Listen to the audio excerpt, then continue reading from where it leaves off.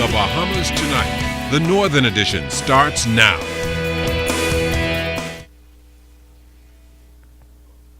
This is The Bahamas Tonight, the Northern Edition. Good evening, I'm Megan Shepard. Thank you so much for tuning in. Topping news, the country's Governor General spending a portion of this Easter weekend over on the island of Bimini. His Excellency Sir Arthur Folkes and Lady Folkes making an official visit and taking part in a number of events as the island's homecoming festival swings into high gear.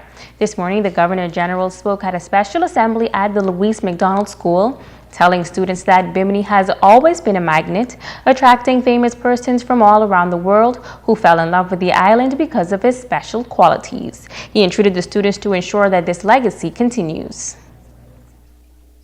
Be aware of our rich, natural, and I see that you are aware, historical and cultural heritage, and of our enduring national institutions.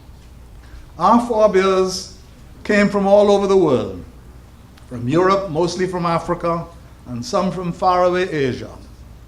And they came by direct as well as circuitous routes through the Caribbean and North and South America.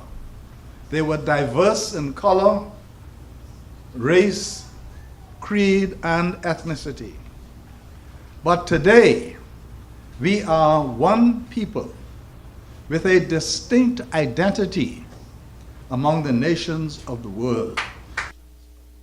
He asked students to pledge to remain committed to preserving Bimini's natural, historic, and cultural qualities that continue to single Bimini out as the gateway of the Bahamas.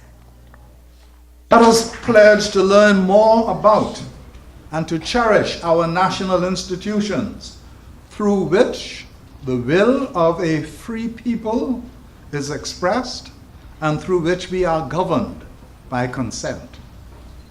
Let us pledge to resist criminality and other toxic influences by showing more traditional Bahamian civility and respect towards one another and courtesy to our visitors. And let me pause again here. We are Bahamians. We do not, and we have a culture, an artistic culture as well as a social culture, and we do not need to imitate the low end of other people's culture. The revitalization of Grand Bahama's economy depends a great deal on the sustainability of key sectors, among them tourism and transportation industries. Tonight, the president of the Grand Bahama Port Authority is speaking out regarding recent allegations and issues that continue to plague these vital sectors. Joan Davis-Roll reports. It was a major bone of contention recently. Local activist Troy Garvey led a group of protesters alleging an alliance between Mexican investors and Port Executive Ian Roll, along with some other high-ranking officials. They call it a conflict of interest. Well, it is a question ZNS News put to the president of the Grand Bahama Port Authority. I know there's been a lot of controversy recently concerning projects here on the island of Grand Bahama. Your name has come up as being one of the principals involved in the Mexican project. Is there any truth to that? No, I have no interest in that. My interest is to cause a business activity to grow on this island, but Ian Roll doesn't have any interest in that. Roll did confirm, however, that he has some local business interest, and he sees it as his way of contributing to an economic revival while leading by example. Not only should you talk it, you should act upon it. You know, persons look at you as someone steering a ship and they would want to follow your direction. And so I would encourage those persons, in particular, those persons who want to enter the tourism sector. I think there's need to grow the tour capacity on this island. So I would encourage those persons out there who have the entrepreneurial bug to look at that particular area and bring unique opportunities, unique tours to this island. The top port executive encouraged more Bahamians to invest in the local economy. What type of businesses do you say should be developed and looking at now? I think we should focus on different types of tourism-related products. One, medical tourism. I think Freeport is a fantastic environment to facilitate that type of tourism. I think sports tourism. Also, Freeport is a fantastic place to facilitate that type of tourism. Religious tourism. We had the leadership conference here last year, and it proved to be so successful that everybody decided that unanimously they're going to come back to Freeport for the leadership conference. And I think for the most part, Grand Bahama has so much to offer. We can play easily with the industrial sector and the tourism sector. Roll also noted efforts by the port and tourism officials to return this island to its former glory as the Magic City.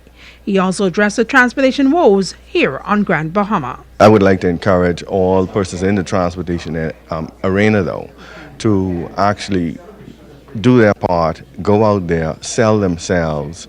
I know one or two individuals in the transportation industry travel. Sometimes they travel along with the government and the Port Authority on trade missions, and that's the way they get their business. I encourage everybody else to do the same. Joan Davis Roll, ZNS Network News. A 23-year-old man answering shop-breaking charges before the court, Demetrius Keenan Sojor of Fawcett Lane, pleading guilty to 4 counts of shop-breaking, 4 counts of stealing from a shop, and 1 count of attempted shop-breaking. He was sentenced to 4 years and 5 months at Her Majesty's Prison in New Providence. These charges relate to a number of shop-breaking incidents that were reported in the downtown area between January and April of this year. As the government continues its focus on efforts to put a dent in the crime rate in the country, a partner in the United States is sharing some measures they've implemented to address the issue of crime. Mayor of Riviera Beach, Florida, Thomas Masters, on a recent visit to Grand Bahama, noted that a major focus for his administration is tackling the unemployment issue. We've been very involved in putting people back to work, because I think that's paramount, to make sure that the office of the mayor and those that are in power do all that they can do to challenge businesses to put local people to work, local jobs for local people. And so we have job fairs every 2 or 3 months, and we call businesses to the table and say, look, we're making you rich, and we're doing this and we're doing that. We expect for you to give back to the community and hire local people. Mayor Masters said a working city is a safe city. He said there was also a concern about the recidivism rate, and the city implemented an ex-offenders job fair, which 5 years ago, which he says is having a significant impact. Like 70% commit crime within the first year and go right back. And the crime that they commit after they get out is usually worse than the first crime they went before they went in. So we know that if we can get our ex-offenders working, then the crime rate goes down, and it's good for everybody. So it does have an impact, because the ex-offenders are the one that's committing and recommitting crime. Businesses feel safer, the neighborhoods are safer. So we really make those job fairs for ex-offenders really solid. It does have an impact. Anything you do to get people working, you don't even have to be an ex-offender. If you're not working, you're in trouble. Stay with us. The Bahamas Tonight, the Northern Edition, continues after this.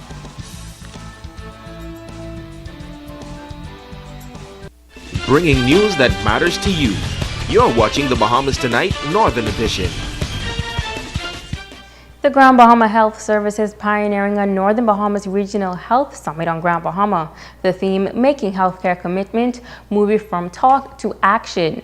Partners in healthcare will assemble at the Grand Lucan Resort on June 23rd for the one-day event. Sharonette Norval-Smith says the conclave will take a critical look at issues impacting the healthcare sector today. Violence and safety and the impact thereof on the healthcare professionals, regulations of pharmaceuticals and the efficacy thereof, public health, and we've determined to have public health into 2 segments, prevention and disease surveillance. And then we have stem cell research. We're all talking about stem cell research in the Northern Bahamas. And so we're going to look at stem cell research from the bench all the way to the bed. And what does that mean for the people of the Bahamas? And then, in fact, revenue enhancement. Norval-Smith says the overall goal is to enhance capacity building at all levels. The outcome is to establish concrete interest in new technology, treatment, healthcare system development, so that when we do in fact, get our new hospital, the idea or the reality of improvement will not be foreign to the people of the Commonwealth of the Bahamas. The annual Top Model of the World competition recently held in Egypt. Grand Bahamas Piandra Knowles participated in the prestigious competition and says the memory will last a lifetime. Top model of the Bahamas Piandra Knowles recently returned home after spending 2 weeks in Egypt, competing for the coveted title of Top Model of the World. Knowles said it took a lot of hard work and training to prepare herself for the prestigious competition, but it was all worth it. Well, I was nervous because there was so much different beautiful women from different cultures, had so much to give to the competition, but I still brought forward myself, my personality and everything, and that gave me the opportunity to be in the top 15 with 42 different other countries. The pageant has been described as the ultimate search for the model who is independent, talented, and fashion conscious. Knowles competed against over 50 competitors and says it was a great learning experience. I take from that as a stepping stone for me and my journey to success, and this will prepare me for my next venture in life.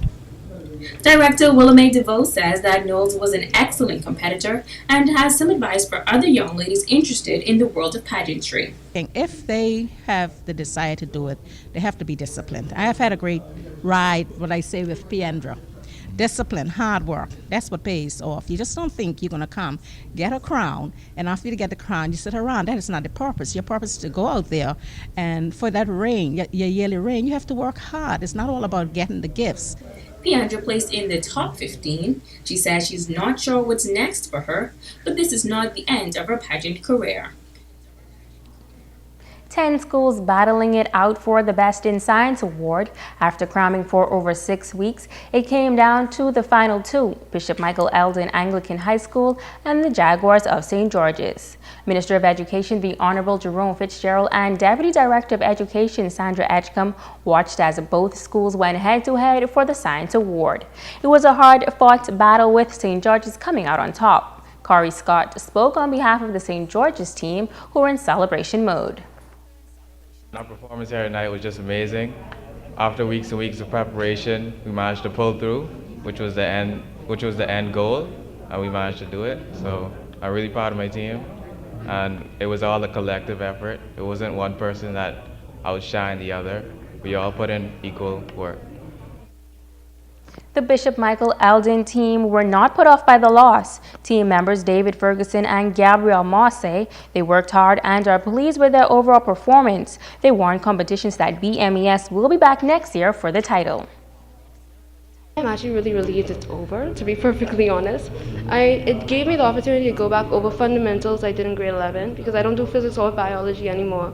So it was very pleasant to be able to compete and know that there are other students in Grand Bahama, and there must be in the Bahamas at wide who are as formidable. So it was really pleasant competition. They did very well. We did our best. We prepared for a fair competition, and this is the result. This Good Friday, the Grand Bahama Youth Choir will host their second annual Remembering the Passion free concert. Artistic Director Kevin Tomlinson is encouraging the entire community to come out early for a moving and inspirational show.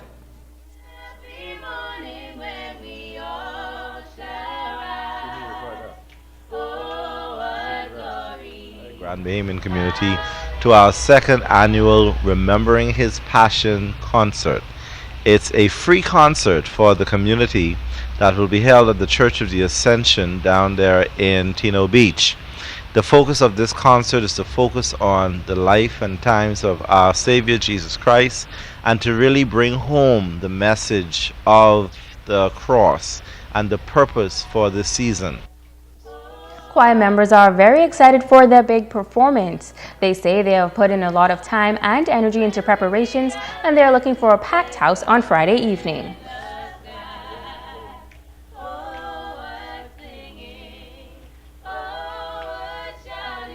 It's a really outgoing performance, and we talk about the Lord and what He has done for us in our lives. It's just really about the Lord. It's not really about all of us. We just sing about the Lord and what He's done for us. We advise everyone to come out to this free concert to remember Jesus and all that He's done for us. He died on the cross for us, you know. It's going to be a very good concert. We worked hard for it. And, you know, just come and support the young people of the community. You should come out and support us because it took a lot of time and effort, and the young people, we really put our all into this program, so it'll be good if you would come out and support us. This concert will be intense. We practice hard to really reflect on the message of Jesus and his time upon the earth. So come out and remember his passion with us. Stay with us. Ricardo Lightborn comes your way next with sports.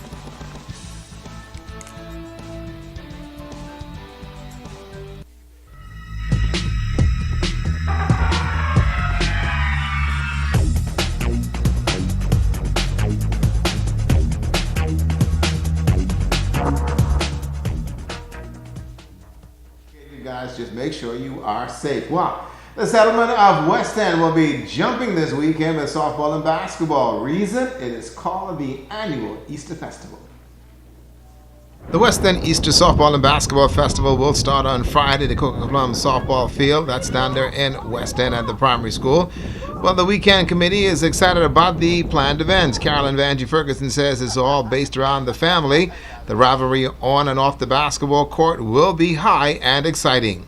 We have the 4 teams, the Bite, Poodle Bay, Crazy Corner, and down the road. And for the past years, we've been having very competitive games and everybody about bragging rights. So it's a toss-up as to who will win, but it's a good sporting activity, camaraderie between the locals of West End. And we look forward to it every year. Why is this such an important event this time of the year for this West End community? It's important at any time of the year, Ricardo, but we choose this weekend, even though it's Holy Week and Easter and all that. It is always good for us to come together as a family in the community, and we look forward to this, and this really brings us together. So we give God thanks for that. Make no mistake about it, Easter Festival is the talk of the town in West End, says James Goon-Culmer. All of Grand Bahamas invited to go west and celebrate during the holidays. The basketball side of it is really for the youth. It's an under-13 league and an under-17 league. And it's about almost 100 guys participating in good sports. They come together, they have fun. This is the 5th year. Actually, this is the 5th year of this, but you know, we've been doing basketball in West End for about 30 years. But this is the 5th year for this event, and it's fun for these guys. These guys walk throughout this community all year just waiting for this. The festival will run through Monday, and with something for everyone. Do check it out. Well, folks, the Grand Key Homecoming Sisters go for this weekend as well. It's going to all start on Friday with the captain's meeting, which will be actually then the opening to follow that as well. It's at the Grand Key All-Age School. Now, the tournament is on Saturday. Lines in the water at 8 a.m. and out at 4 p.m. for the weigh-in at 5. The radio channel that we're using is number 72. Trolling is only permitted. No bottom fishing at all. No wire lines. No live baits are allowed. And also no electric reels. 130-pound test is the line that you have. The top 3 fish with each category per boat will be qualifying. The categories over there in Grand Key will be barracuda, yellowtail, snapper, mutton snapper, as well as the jack, mackerel, the grouper, and the winner will have it all, and they're going to be talking bragging rights. It is going to be a wonderful event. Make sure you guys do in turn check it out. And I also got to tell you that the Bahamas 80-member Carifta track and field team, folks, is now in Martinique. They arrived today via Bahamas Air charter. Before leaving, the members of the Grand Bahama-based teams, they in turn had a courtesy call on the executives of the Grand Bahama Port Authority. Senior Vice President Henry St. George and Chief Financial Officer Diane Seymour also greeted the young people. St. George encouraged the athletes to do well and continue to focus on their goals. They will start competition, the 43rd Carifta Games on Saturday with the opening set for Friday. It's going to be good because we got a ZNS team now, they're giving you radio highlights and everything else coming out of Martinique. Also today, the Junior Baseball League of Rocksound is completing week 10 of play over there in Spanish Wells. Way to go, my family's over there. And in the minor league play, the Spanish Wells Divers nipped the Rocksound Marlins 11-12 in 7 innings of play. Peyton Newbold on relief of Luke Boken got the win. The loss goes to Dylan Ingram. He was relieved by Jonathan Hall. And also the junior division, it was the Rocksound Stingrays. They blasted the Spanish Wells Stingrays 9-1. They now are 5-1 so far. Christopher Lloyd, you got the win, and Kate Roberts was tagged with the loss. Those kids playing baseball over there in Eleuthera. And the men were competing on the week 2 of play in the Grand Bump Flag Football League, and we do apologize the fact that our Megan Shepherd's not playing with the ladies, but we can tell you Zorbas just won their game as they in turn lost 25-6. ISS Marine also closed out Borco 16. The Bahama Rock and police enforcers went at it. Here's how the police played. Not that good though. The police enforcers and the Bahama Rock excavators in the trenches on Sunday, and the enforcers trying to get something going on offense. Bahama Rock got the ball back on downs and went to the pass game, and the receivers holding on to the pigskin. The excavators saw the flaw in the enforcers' defense and took advantage of it. Watch the pass. Clemente Martin beats the DBs. He will go all the way in for the touchdown. The game continued to be lopsided. D-roll under the center. Watch the play option here to Levante Parker. He gets it. The old man will rumble, tumble, huff and puffin. Yep, folks, he'll go all the way in for the score. I'm like you, unbelievable. Police enforcers regroup and try to put together some kind of offensive game of it. The enforcers with the first down and goal. The soft touch underscore. The police now on the scoreboard. The celebration was short-lived. Bahama Rock with the football, and once again the police enforcers' defense fell apart. And again, the excavator took full advantage and rolled up 26 points on the police. 26-6, Bahama Rock making an early statement in the league this year. Boy, they have a lot of fun playing flag football. Let's look at your sports tonight.